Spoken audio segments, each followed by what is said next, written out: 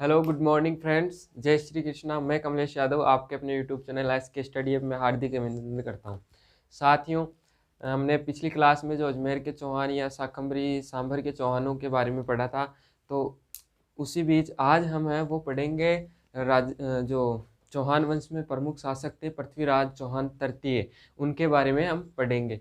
देखो, बात करें पृथ्वीराज चौहान थर्ड की, तो ये किनके पुत्र थे? ये सोमेश्वर चौहान के पुत्र थे। इन्होंने काफ़ी संघर्ष किया था और बहुत ही महत्वपूर्ण शासक रहे थे ये। और अगर ये पृथ्वीराज चौहान तृतीय को से एक भूल ना होती तो शायद आज राजस्थान का जो इतिहास रहता वो कुछ अलग ही रहता। लेकिन एक उन्होंने उनके जो मित्र थे चंद्रबरदाई या फिर उनके दरबारी कवि कह लो, वो उन्हें समझाए भी थे, लेकिन वो प्रेम का जो रस होता है वो ऐसा ही होता है, बहुत मीठा रहता है। तो इस चक्कर से वो ध्यान नहीं दे पाए और वो एक भूल के कारण उन्होंने लेकिन वैसे बहुत बड़े शासक थे, बहुत अच्छा किया था उन्होंने। लेकिन फिर भी उनसे एक छोटी सी जो हुई थी वो थी कि वो उन्होंने युद्ध के ऊपर ध्यान नहीं दिया और जो अपना शत्रु है उसको कायर समझ लिया। तो आज हम बात करते हैं राजस्थान के प्रमुख चौहान। कौन? राजस्थान के प्रमुख चौहान, राजस्थान का चौहान वंश। चौहान वंश, राजस्थान के चौहान वंश के बारे में बात करें तो राजस्थान के जो चौहान वंश के अंदर आते हैं वो है, पहले नंबर पर है अजमेर, अजमेर या शाकंभरी के, शाकंभरी के चौहान। देख रहे थे हम। अब इनके अंदर बीच में क्या अपन ने देख लिया था, किन किन को? पहले नंबर पे देखा था हमने वासुदेव चौहान को, जिन्होंने 551 ईसा पूर्व में सांभर झील का निर्माण कराया।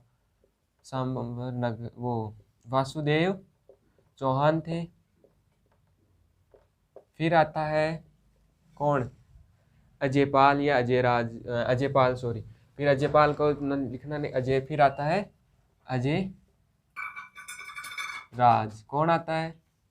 अजय राज आता है। अजय राज के बाद आता है अर्णोराज। कौन आता है? अर्णोराज। अर्णोराज के बाद हमने देखा किसको? विग्रहराज चतुर्थ को। विग्रहराज या विग्रहराज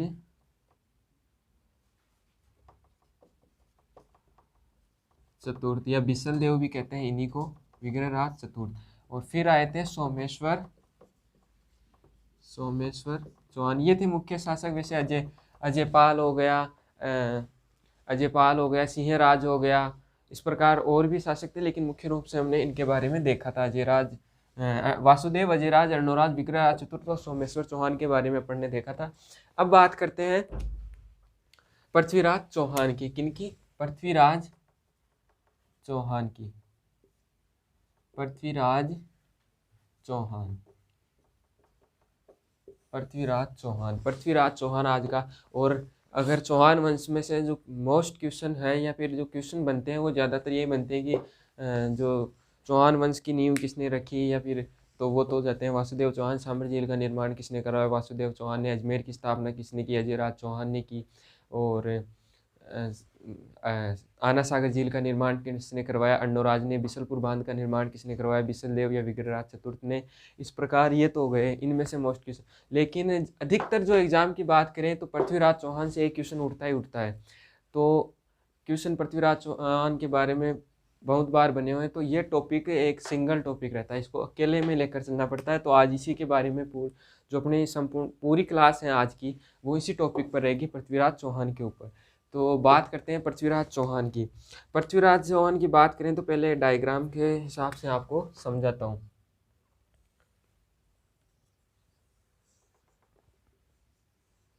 सॉरी,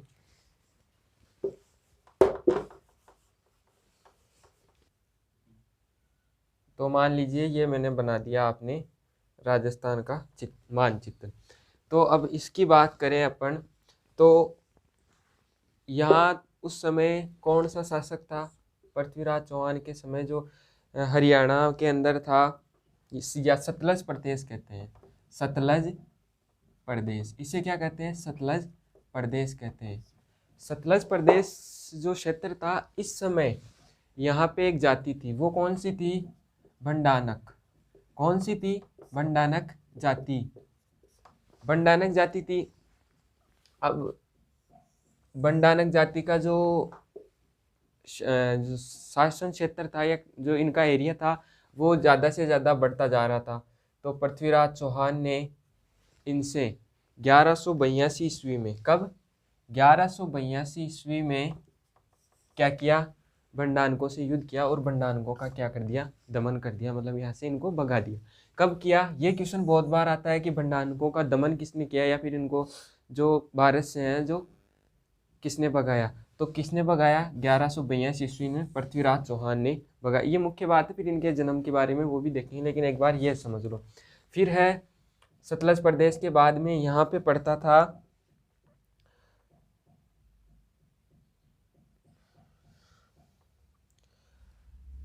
कन्नौज और यूपी। कन्नौज यूपी। फिर आता है कन्नौज यूपी। जो यूपी के अंदर बात करें तो यहाँ पे था जयचंद गहड़वाल। जयचंद गहड़वाल इस समय इसके समकालीन शासक ये था। जयचंद गढ़वाल के बारे में भी पढ़ेंगे। इससे पहले एक बात और करते थे, इससे पहले 1882 नहीं, ये 1182 है। 1182 के अंदर ही क्या हुआ था? एक महोबा यूपी, या महोबा है, महोबा का युद्ध या चंदेल का युद्ध, चंदेल का युद्ध भी हुआ था। महोबा या चंदेल का युद्ध, ये भी 1182 में हुआ था। और उस समय जो महोबा जो इसका शासक था वो कौन था? परमर्दी देव चंदेल था। कौन था? परमर्दी देव चंदेल। और इससे पहले 1100 गुड़गांव का युद्ध भी होता है, एक गुड़गांव का युद्ध। ये कब हुआ था? 1178 में हुआ था। 1178 में इनके ही चाचा का पुत्र कुछ ऐसे था, उससे ये युद्ध हुआ था 1178 में। फिर हो गया सतलज प्रदेश से भंडानकों का दमन कर दिया 1182 में। फिर आता है महोबा चंदेल का युद्ध। इस चंदेल की युद्ध की एक बहुत ही महत्वपूर्ण जो घटना वो है कि आला और उदल दो सेनापति थे। किसके? परमर्दी देव चंदेल के। आला उदल ने इतना भयंकर, कहते हैं कि जो ये युद्ध हुआ था उस समय वापस परमर्दी देव चंदेल ने आला उदल को बताया था। उससे पहले उनके कुछ बात हो गई थी उन पे, इसने जो आला उदल पर शक किया तो उनको दरबार से बाहर निकाल दिया। तो वो आला उदल क्या करते हैं? जयचंद गढ़वाल के पास आ जाते हैं। जयचंद गढ़वाल के पास आ गए, और जो दिल्ली, ये अपनी यहाँ दिल्ली पड़ती है, तो दिल्ली से क्या कर रहे थे कि जो पृथ्वीराज चौहान के सैनिक थे वो वापस अजमेर की तरफ आ रहे थे। उस समय जो परमर्दी देव चंदेल की सेना है वो उन पर आक्रमण कर देती है। आक्रमण करने के बाद ये बात किनको पता चलती है? पृथ्वीराज चौहान को। तो पृथ्वीराज चौहान फिर सेना लेकर जाते हैं और जो परमर्दी देव चंदेल पर आकर वो युद्ध करते हैं परमर्दी देव चंदेल से। तो फिर उस समय इसको पता था कि हम हारेंगे, तो फिर वो वापस आला उदल को बोलता है कि मेरे से गलती हो गई, आप आओ और अपनी सेना को बचाओ, अपना क्षेत्र बचाओ, ऐसे में पराजित हो जाऊंगा, तो आप आओ। तो फिर आला उदल वापस अपने जो इनके राजा थे, कौन? परमर्दी देव चंदेल, उनके पास आते हैं और युद्ध करते हुए वीर गति को प्राप्त हो जाते हैं आला उदल। और कहते हैं कि आला उदल ने बहुत ही महत्वपूर्ण योगदान दिया था, बहुत ही अधिक देर तक युद्ध चला था और बहुत जोर आया था कि मतलब पृथ्वीराज चौहान की सेना को बहुत ही लंबे समय तक युद्ध करना पड़ा था आला उदल की वजह से, लेकिन फिर भी परमर्दी देव चंदेल की हार हुई। अब बात करते हैं जयचंद गढ़वाल की। जयचंद गढ़वाल था, ये कन्नौज का शासक था। इसके क्या थी? एक पुत्री थी। कौन थी? एक पुत्री थी, उसका नाम था क्या? संयोगिता। संयोगिता। संयोगिता। एक बार कहते हैं कि दिल्ली ही क्या, पृथ्वीराज चौहान भी दिल्ली गया हुआ था, और संयोगिता थी वो भी दिल्ली गई थी। दिल्ली में क्या था? दिल्ली में पृथ्वीराज चौहान का ननिहाल था और संयोगिता का भी दिल्ली में था। अब दिल्ली के अंदर बात करें तो ये संयोगिता और दोनों जने यही थे, और जो इसका मामा था, किसका? पृथ्वीराज चौहान का, उसका नाम था गोविंद राय। गोविंद राय। और इस समय ये क्या था? दिल्ली का गवर्नर था। दिल्ली का गवर्नर था। तो संयोगिता और ये दोनों थे। वहीं पे संयोगिता को पहली बार दिल्ली के अंदर पृथ्वीराज चौहान ने देखा। देखते ही उनके प्रेम हुआ। प्रेम होते ही इधर से घंटी बजी, उधर से घंटी बजी, दोनों एक लड़की को देखा, ऐसे कुछ इनके हो गया। फिर पृथ्वीराज चौहान थे, उन्होंने संयोगिता से बहुत लंबी, मतलब ये हो गई, इनसे प्रेम हो गया। फिर ये बात पता चलती है किसको? जयचंद गढ़वाल। किसको पता चलती है? जयचंद गढ़वाल। ये संयोगिता को ले आता है। फिर क्या करता है इसने, एक वो क्या उस समय एक वो होती थी, स्वयंवर। स्वयंवर रचा जाता था। तो स्वयंवर के अंदर सारे जितने आसपास के राजाओं थे उनको बुला लिया। राजाओं को बुलाने के बाद क्या किया? संयोगिता को बुलाया, और जो अपने पृथ्वीराज चौहान थे, इनकी मूर्ति जहाँ चप्पल जूते खोले जाते हैं वहाँ पे इनकी मूर्ति बनाकर लगा दी। और सारे राजा बैठे थे, तो संयोगिता को बुलाया जाता है कि भाई आप आओ। और तो वो संयोगिता आती है, और डायरेक्ट उनको कहा जाता है, यहाँ इतने राजा बैठे थे, एक की तरफ भी नहीं देखा, और डायरेक्ट क्या करती है, जहाँ चप्पल जूते के अंदर पृथ्वीराज चौहान की मूर्ति लगी हुई थी वहाँ जाके इसने माला डाल दी। सुन साहिबा सुन, मैंने तुझको चुन लिया, अब मैं ही तेरी दुल्हन। क्या किया? सुन साहिबा सुन, मैंने तुझको चुन लिया, अब तू ही मेरी दुल्हन। और पृथ्वीराज चौहान को इसने ही अपना दूल्हा मान लिया, और कह दी कि मेरे को तो इसी से शादी करनी है। इस बात से क्या हुआ? जयचंद गढ़वाल नाराज होता है। नाराज होने के बाद जयचंद गढ़वाल से पहले जो यहाँ शासक थे वो कहते हैं कि तेरी जो लड़की है ये तो पहले से ही किसी से करने की लगी, तो हमें क्यों बुलाया यहाँ पर? जिससे शादी करना चाहती है उसी से करा। तो फिर इस बार इसको कमरे में बंद कर दिया गया।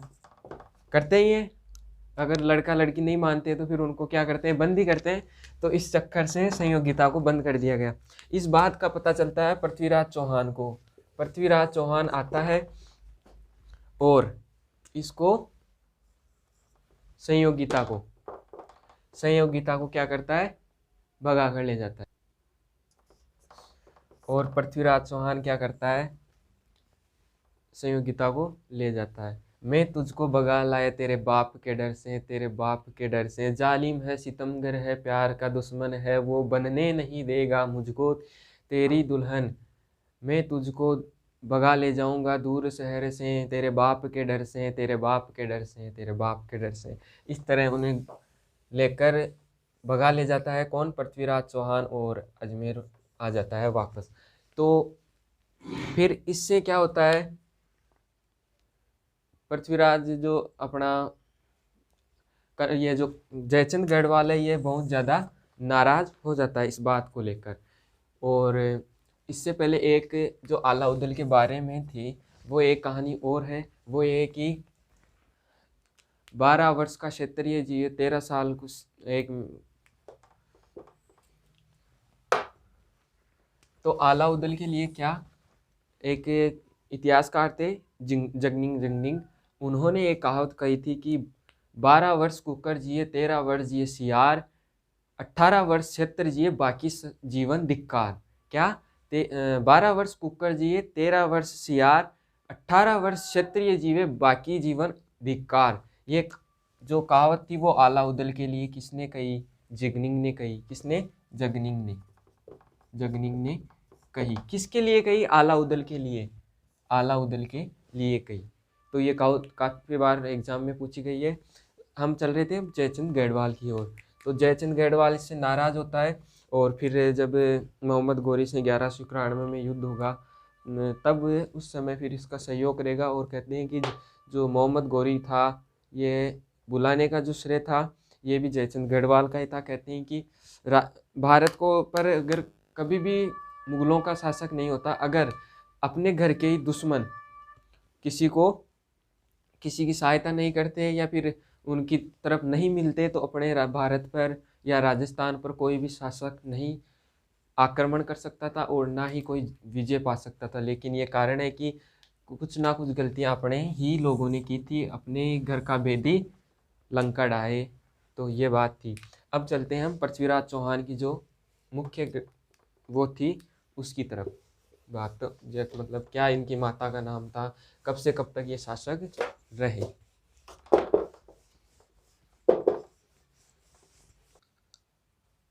पृथ्वीराज चौहान, तो बताओ पृथ्वीराज चौहान का शासनकाल कब से कब तक रहा? वो रहा 1177 से लेके 1191 ईसा पूर्व तक। कब? 1177 से लेके 1191 ईसा पूर्व तक, ईस्वी तक, सॉरी। और अब जो बात करें पृथ्वीराज चौहान की, 1177 से 1192 तक इनका शासन रहा। अब बात करते हैं ये पुत्र थे किनके? इनके जो पिता थे, इनके पिता थे कौन? सोमेश्वर चौहान, सोमेश्वर चौहान। और माता थी इनकी माता कौन थी? कर्पूरी देवी, कर्पूरी देवी। और जो इनकी पत्नी थी वो आपको बता ही दिया अभी मैंने, एक तो थी संयोगिता और एक आबू की राजकुमारी कौन? इच्छिवनी, इच्छिवनी कौन थी? आबू की राजकुमारी इच्छिवनी। और इसके दो पुत्र थे पृथ्वीराज चौहान के पुत्र का नाम था गोविंदराज। क्या था? गोविंद देव था, सॉरी, राज नहीं, गोविंद देव, और गोविंद देव। और इनका भाई है वो है कौन? हरिराज। क्या है भाई का नाम? हरिराज। क्या है? हरिराज। और बात करें पृथ्वीराज चौहान के बारे में तो इनके एक घोड़ा था और घोड़े का क्या नाम था? घोड़े का नाम था क्या? नाट्य रंभा। क्या था? नाट्य रंभा घोड़े का नाम। और बात करें जो इनके प्रधानमंत्री थे, पृथ्वीराज चौहान के प्रधानमंत्री थे, प्रधानमंत्री की बात करें तो एक तो था केमास, दो बने थे इनके समय।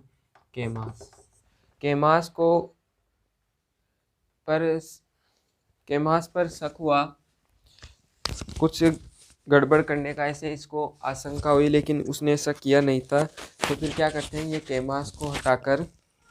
केमास को हटा देते हैं और इनकी जगह ये नियुक्त करते हैं कदमदास, सॉरी केमास या कदमदास, तो ये इसका नाम था कदमदास भी था, कदमदास।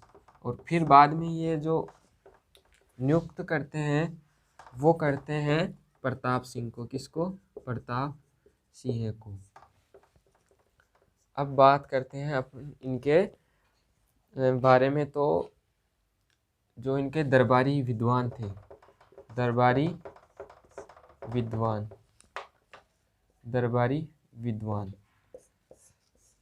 विद्वानों की बात करें तो आप सभी को पता होगा कि कौन थे? चंद्र बरदाई। और कहते हैं कि चंद्र बरदाई का जो नाम था बचपन में वो था पृथ्वी भट्ट। क्या था? पृथ्वी भट्ट था। अब इन्होंने एक हिंदी भाषा में क्या लिखा था? हिंदी भाषा का प्रथम महाकाव्य भी कहते हैं। और इनकी जो रचना थी, रचना का नाम क्या था बताओ? तो क्या थी? पृथ्वीराज विजय। पृथ्वीराज विजय क्या थी? पृथ्वीराज विजय। ये हिंदी भाषा का प्रथम महाकाव्य था। क्या था? हिंदी भाषा का प्रथम महाकाव्य। क्या था? हिंदी भाषा का प्रथम महाकाव्य यही था। को क्या? जो अपनी पृथ्वीराज विजय थी यही थी। फिर इनके जो प्रमुख, उनके बारे में बात करें दरबार विद्वानों में, तो दूसरे नंबर, पहले पे चंद्रप्रद है, दूसरे पे हो जाता है कौन? जयानक। जयानक। जयानक ने एक पुस्तक लिखी, वो क्या थी? जयानक की पुस्तक का नाम था पृथ्वीराज, अच्छा, इनकी पुस्तक का नाम था पृथ्वीराज विजय। और जो चंद्रप्रदाय के बारे में, सॉरी मैंने यहाँ गड़बड़ कर दी, ये थी पृथ्वीराज रासो। क्या थी? पृथ्वीराज रासो। चंद्रप्रदाय की रचना थी पृथ्वीराज रासो, जो हिंदी का प्रथम महाकाव्य। कई बार पूछा गया है कि हिंदी का प्रथम महाकाव्य कौन सा है, तो वो है पृथ्वीराज रासो। और पृथ्वीराज विजय किसने लिखी? तो जयानक ने। यह भी पूछा जाता है। तीसरा जो विद्वान है इनका, वो है वागीश्वर। कौन? वागीश्वर। वागीश्वर के बारे में इतना ही कि बस इसका वो क्या था? दरबारी ही था। चौथे पे बात करते हैं तो आशाधर। आशाधर। पांचवे पर बात करें, वो थे विद्यापति गौड़। विद्यापति गौड़ कौन थे? विद्यापति गौड़। और छठे नंबर पे बात करें तो वो है जनार्दन। जनार्दन। जनार्दन ये हो गया। अब बात करते हैं हम पृथ्वीराज चौहान के बारे में। और तो देखते हैं पृथ्वीराज चौहान। एक चीज छोड़ दी अपनी, जन्म कब हुआ? तो पृथ्वीराज का जन्म हुआ था 1166 में अहिर पाटन गुजरात में। कहाँ? अहिल पाटन गुजरात में इनका जन्म हुआ। कब? 1166 में। और इनकी जो उपाधियां थी, उपाधियां थी, वो थी राय पिथौरा,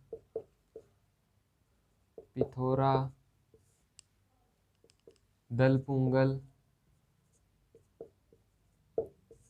दलपुंगल किसे कहते हैं ये बताओ? दलपुंगल कहते हैं विश्व विजेता को। विश्व विजेता। और राय पिथौरा है, वो होता है विश्व विजेता, तीव्र गति से युद्ध करने वाला। तीव्र गति से युद्ध करने वाला। ये हो गए इनके बारे में। अब बात करते हैं पृथ्वीराज चौहान के बारे में। हाँ, तो ये कब शासक बनते हैं? तो ये बनते हैं 1177 ईस्वी में। जब 1177 में इनके पिता की मृत्यु हो जाती है, तो उसी समय फिर ये शासक बनते हैं 1177 ईस्वी में। 1177 ईस्वी में 11 वर्ष की आयु में। तब कितने साल के थे? 11 वर्ष की आयु में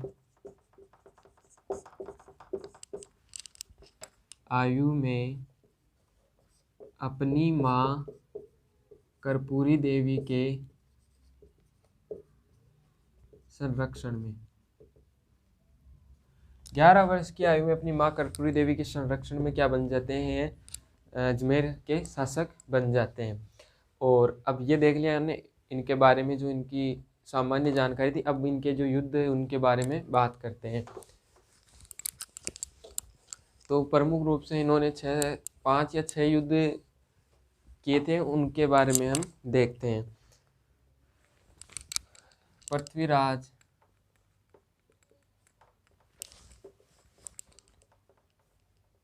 चौहान के प्रमुख युद्ध। पृथ्वीराज चौहान के जो प्रमुख युद्ध थे वो कौन कौन से थे? तो पहले नंबर पर बात करें तो वो था गुड़गांव। गुड़गांव कहाँ पड़ता है?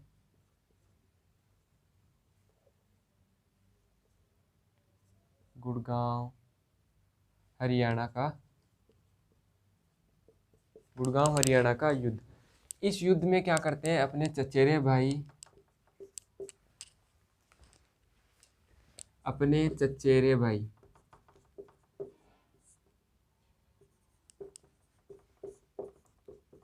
नागार्जुन को पराजित करते हैं। 1100 और यही प्रथम जीत थी इन्होंने कब, हाँ, और यह युद्ध कब लड़ा गया? 1177 में। 1177 में अपने चचेरे भाई नागार्जुन को पराजित किया। दूसरे युद्ध की बात करें तो वो युद्ध किया गया था 1182 में। 1182 में, और वो था भंडानकों का दमन। जो भंडानकों, सतलज प्रदेश के भंडानक जाति का, भंडानकों का दमन, भारत से भंडानकों का दमन किया था। और ये जो जाति थी वो सतलज प्रदेश की निवासी थी। तीसरे नंबर पे बात करें तो 1100 आएगा यहाँ पे। ये 1182, और 1182 में ही इन्होंने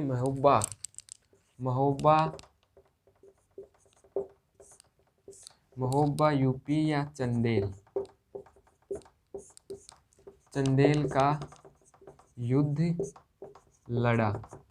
महोबा यूपी या चंदेल का युद्ध लड़ा। कब लड़ा? 1182 में। और जो शासक था वो कौन सा था? वो था परमर्दी देव चंदेल। कौन सा शासक था? परमर्दी देव चंदेल था। और ये जो सतलज प्रदेश था ये मथुरा यूपी के आसपास का क्षेत्र था। चौथे नंबर की बात करें तो वो था, और थोड़ा सा इसके बारे में देखते हैं पहले।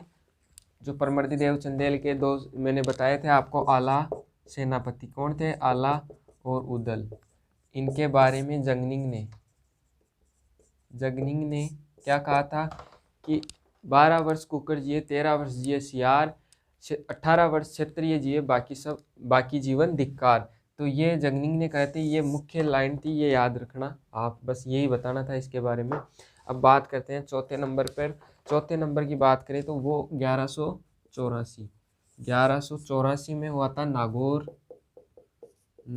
का युद्ध। तो ये जो युद्ध हुआ था वो हुआ था, गुजरात का जो शासक था, शासक भीमदेव ये सोलंकी शासक था भीमदेव, इससे युद्ध हुआ था। युद्ध का कारण था कि जो इनकी भीमदेव सेकंड था, ये भीमदेव सेकंड। और युद्ध, एक तो इनके जो पहले इनके बाप से युद्ध, इनके जो पिताजी थे उनसे युद्ध हुआ था पहले, और वो मारे गए थे इस चक्कर से। दूसरा था कि जो ये आबू की जो राजकुमारी इच्छुनी थी, उससे ये जो भीमदेव था ये शादी करना चाहता था, लेकिन उससे भी शादी किसने कर ली? पृथ्वीराज चौहान ने कर ली। तो इस कारण भी इसका युद्ध का कारण बताते हैं। आगे देखें,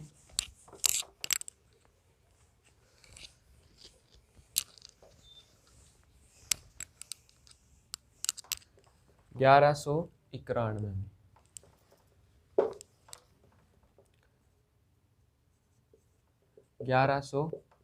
में यहाँ पे एंट्री मार जाता है कौन? मोहम्मद गोरी। 1191 में जो युद्ध होता है उसे कहते हैं तराइन का प्रथम युद्ध। कौन सा? तराइन का प्रथम युद्ध। ये हुआ 1191 में। और ये जो तराइन क्षेत्र है ये कहाँ पड़ता है? हरियाणा में पड़ता है। अब इस युद्ध में जो मोहम्मद गोरी से युद्ध किया, तो युद्ध में जो विजय हुई थी वो भी किसकी हुई?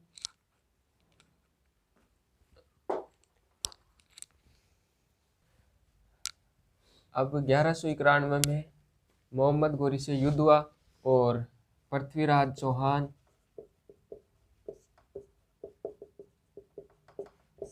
वर्सेज मोहम्मद गोरी। तो इस युद्ध में गोरी की हार होती है और पृथ्वीराज चौहान विजयी होते हैं। कौन युद्ध? तो कहते हैं कि तराइन का प्रथम युद्ध में किसकी विजय हुई? तो पृथ्वीराज चौहान थर्ड की विजय हुई। और किसको पराजित किया? तो मोहम्मद गौरी को पराजित किया। और जो ये हो गया। फिर क्या करता है मोहम्मद गौरी, और उस समय जो अपने दिल्ली के जो इनके इसका मामा था वो इस सेना का क्या कर रहा था? सेना उसी के सेनापति था प्रमुख रूप से, और वो था जो दिल्ली के गवर्नर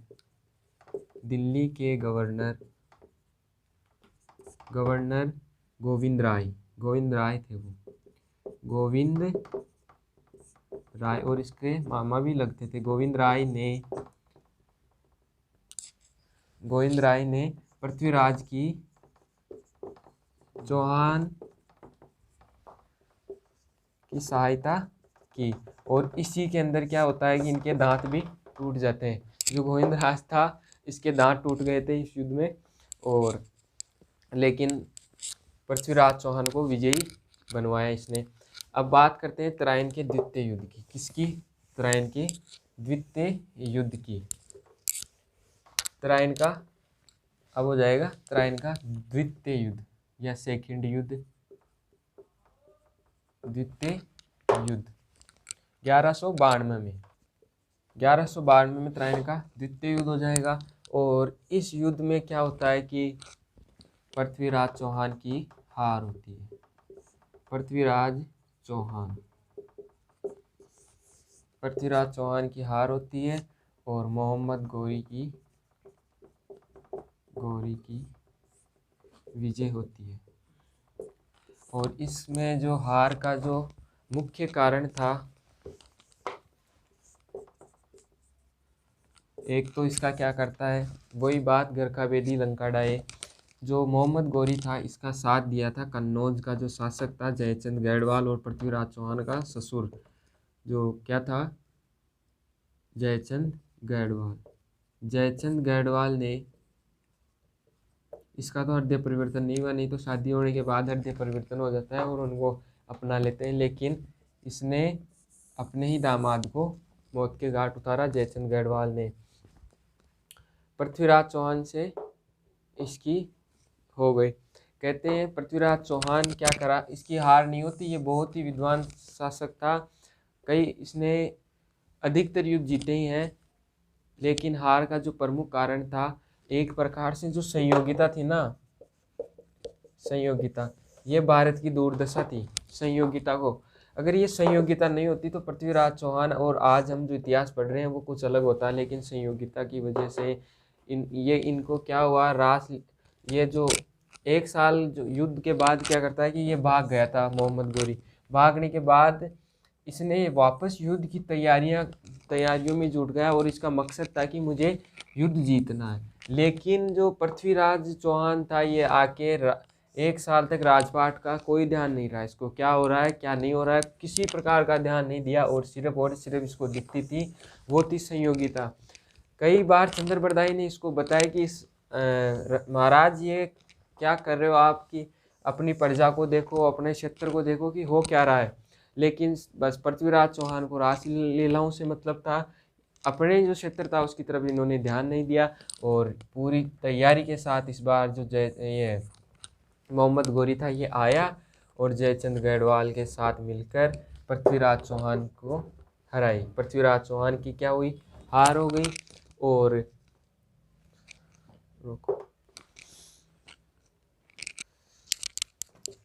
और इधर जो था इन पृथ्वीराज चौहान के इसका जो साथ दे रहे थे वो एक तो दे रहे थे दिल्ली के गवर्नर थे गोविंद राय, जो पहले युद्ध में भी साथ दिए थे गोविंद राय। और दूसरी तरफ जो साथ दे रहे थे वो थे मेवाड़ के समर सिंह। कौन? मेवाड़ के समर सिंह ने साथ दिया, मेवाड़ के समर सिंह ने, इन्होंने इनका साथ दिया। अब आगे चलते हैं अपन।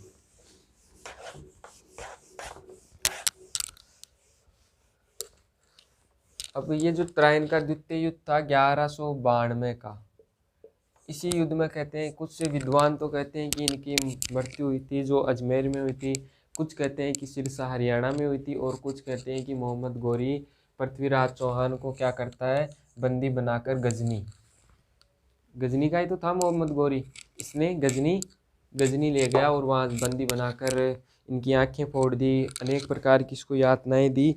और फिर वहीं पे चंद्रबरदाई और जो चंद्रबरदाई को भी आपस में मतलब ये इसके छुरा घोसा वो उसके घोसा ऐसे करके मरे थे और उस मोहम्मद गौरी को भी मार दिए थे। तो इस बारे में हम प्रमुख रूप से इन जो क्या क्या ग्रंथ हैं उनके अनुसार हम इनको देखते हैं। तो एक ग्रंथ इधर तो लिख लो विद्वान, कौन सा विद्वान क्या बताता है, इधर लिख लो कौन सा जो रचना कौन सी थी, किस रचना में बताया गया है, और इधर लिख लो स्थान कि कहाँ पे इनकी मृत्यु हुई थी। तो पहला विद्वान है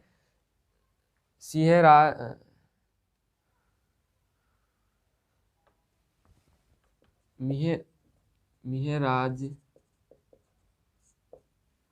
उल सिराज, कुछ ऐसे हैं, सिराज। ये क्या बताता है, इसकी जो रचना है वो है तबाके नासरी। क्या है, तबाके नासरी। और इसने जो इनकी मृत्यु का स्थान बताया तबाके नासरी में, तो वो बताया था सिरसा हरियाणा में। सिरसा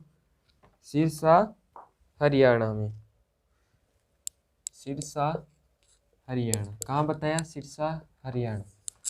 तो क्वेश्चन आ जाए कि किसने पृथ्वीराज चौहान तृतीय की सिरसा हरियाणा में मृत्यु स्थान बताया, तो मिहराज उल सिराज ने बताया। किसमें, जो तबाके नासरी थी इसमें बताया। दूसरे नंबर की बात करें तो वो थी हसन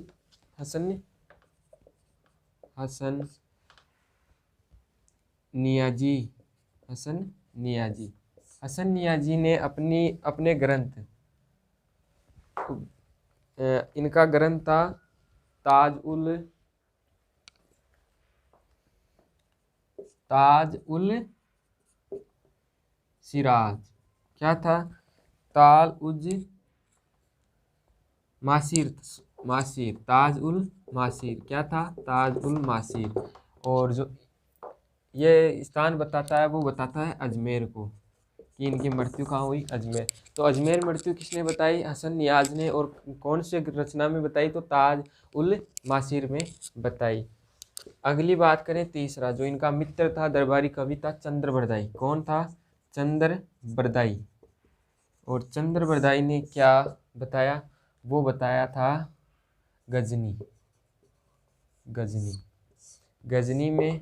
गौर थी, वहाँ पे इसने इनकी मृत्यु का इसकी पुस्तक पृथ्वीराज रासो हुई थी, पहले बता ही दिया था इनके बारे में। पृथ्वीराज रासो। और कहाँ बताई, गजनी अफगानिस्तान में। कहाँ, गजनी अफगानिस्तान। अब वहाँ पे क्या करते हैं कि इनको बंदी बनाकर ले जाया गया और अनेक प्रकार की यातनाएं दी गई। कहते हैं कि मोहम्मद गौरी ने वहाँ पे बंदी बनाया, तब पृथ्वीराज चौहान ने अपनी आंखें नीची नहीं की और एकदम जैसे किसी ने कुछ नहीं कर रखा वैसे एकदम जो गौरी था उसकी आंखों में आंखें डाल के बात कर रहा था। तो वो बोलता है कि आंखें नीची कर, तो पृथ्वीराज चौहान कहते हैं कि नहीं। तो क्या करते हैं कि वो बोलता है अपने सैनिकों को, और पृथ्वीराज चौहान की आंखों को गर्म सरियों से फुड़वा देता है। तो फिर जो अपने इनके मित्र थे चंद्रबरदाई, कहते हैं कि चंद्रबरदाई को भी बंदी बनाकर ले जाया गया था।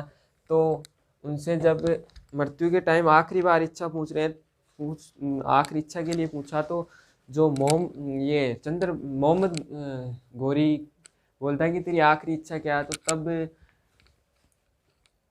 पृथ्वीराज चौहान कहते हैं कि हमारी आखिरी इच्छा है कि मैं तीर चलाना चाहता हूँ। तो मोहम्मद गौरी वो चंद्रबरदाई कहते हैं कि हमारे महाराज बिना देखे आंखों पे आप पट्टी बांध दो, फिर भी हमारे महाराज ना आप जहाँ कहोगे वहाँ निशाना मार सकते हैं। ये क्या है कि तीरंदाजी में निपुण था, कौन, पृथ्वीराज चौहान। तो यहाँ पे गौरी बैठा था, इसके आंखों पे पट्टी बांधी, फोड़ने के बाद भी पट्टी बांधी उन्होंने। तो यहाँ पे ये बैठा था पृथ्वीराज चौहान, यहाँ नीचे खड़ा था, इधर चंद्रबरदाई खड़ा था। तो इनकी आंखों पे पट्टी थी, मुंह उस तरफ था, और यहाँ पे कौन था, मोहम्मद गोरी बैठा था। तो इन्होंने एक लाइन कही, एक लाइन मतलब अपने ही शब्द, मतलब शब्द वेदी बाण चलाया इसने, शब्द वेदी बाण कहते हैं उसको। कुछ शब्द बोले और इधर से चंद्रबरदाई ने तीर चलाया और सीधा इसको यहाँ पे लगी। तो वो क्या थी, वो लाइनें कई बार पूछी गई है। वो लाइनें थी, चार बांस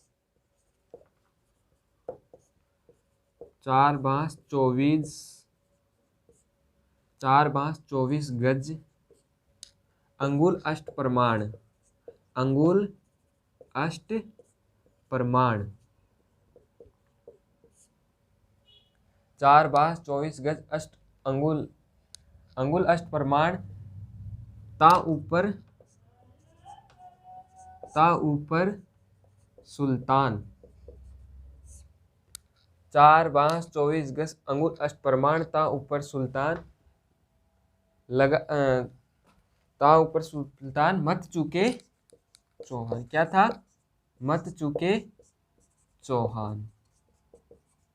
ये थी 4 बांस 24 गज अंगुल अष्ट प्रमाण, ता ऊपर सुल्तान मत चूके चौहान। ये लाइन सुनते ही पृथ्वीराज चौहान ने शूट किया और जो मोहम्मद गोरी थे इनको मार गिराया।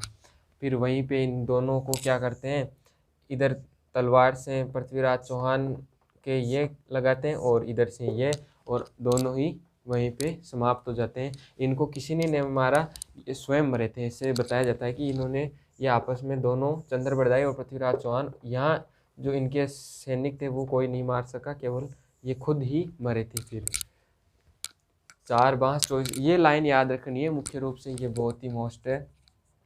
और ये हो गया इनके बारे में। और फिर कुछ लोग ये भी कहते हैं कि जो मोहम्मद गोरी का जो फिर ये यहाँ पे क्या है, जो इनके वो मकबरा होता है ना, मकबरे के नीचे जहाँ चप्पल, अपन मंदिर के अंदर चप्पल बाहर खोल के जाते हैं ना, फिर अंदर जाते हैं, इस प्रकार जहाँ चप्पल खोलने का जो स्थान होता है, वहाँ पे इनकी अर्थियों को गाड़ा गया। और अभी हाल ही में 2012 के आसपास एक घटना सुनी थी कि जो कई बार हमारी सरकार भी ये मुद्दा उठाती है कि जो अफ़गानिस्तान गजनी है वहाँ से हमारी जो इनकी वो अस्थियाँ हैं वो निकाल कर लाओ। तो एक अपने शेर सिंह नाम से कोई थे, उन्होंने जाकर वो अस्थियाँ निकाल लाई और वो वीडियो भी वायरल हुआ था उन अस्थियों का। तो वो अस्थियाँ निकाल आई, लेकिन ये क्या करते हैं, अभी भी यहाँ पर जाते हैं और चप्पल की मार के, चप्पल खोल के फिर अंदर जाते हैं। इस प्रकार इनकी ये कहानी थी। अब मुख्य रूप से जो हमने इनके बारे में पढ़ा ये यही था। अब जो मोहम्मद गोरी था, इसके बारे में जब हम आगे की क्लास, मतलब मोहम्मद गोरी के जो सुल्तान वगैरह आएंगे मुग़ल काल, उस समय हम और देख लेंगे। अभी जो महाराणा प्रताप के बारे में मुख्य रूप से यही था। और इसके बाद इनके जो पुत्र है गोविंद, फिर इनका शासक हो गया। और ये क्या करता है फिर, मोहम्मद गोरी क्या करता है, जो ये शासक था, ये इसके पुत्र